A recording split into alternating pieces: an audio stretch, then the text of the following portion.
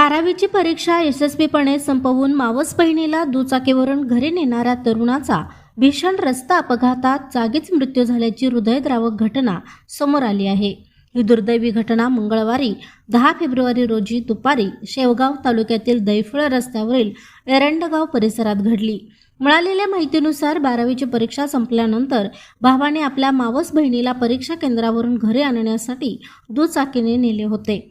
घरी परतत असताना दैफळ रस्त्यावर भीषण अपघात झाला।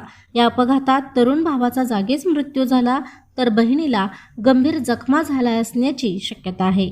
या घटनेने संपूर्ण कुटुंबावर दुःखाचा डोंगर कोसळला असून आई-वडिलांनी अपघातास्थळी आणि घरी तीव्र आक्रोश केला।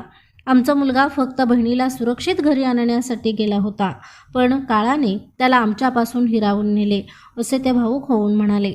परिसरातील नागरिक आणि नातेवाईकही या दुःखद घटनेने हळहळ व्यक्त करत आहेत। पोलिसांनी घटनास्थळी पंचनामा करून अपघाताची कारणे तपास सुरू केला आहे। वेग, रस्त्याची स्थिती किंवा इतर वाहनांच्या कारणामुळे हा अपघात झाला असण्याची शक्यता व्यक्त केली जात आहे। या घटनेमुळे पुन्हा एकदा रस्त्यावरील सुरक्षिततेचा प्रश्न ऐरणीवर आला आहे। हृदय पिळवटून टाकणाऱ्या घटनेने सर्वत्र शोककळा पसरली असून कुटुंबियांना धीर देण्याचे आवाहन केले जात आहे। प्रशांत कांबळे, अग्रणी न्यूज, विटा।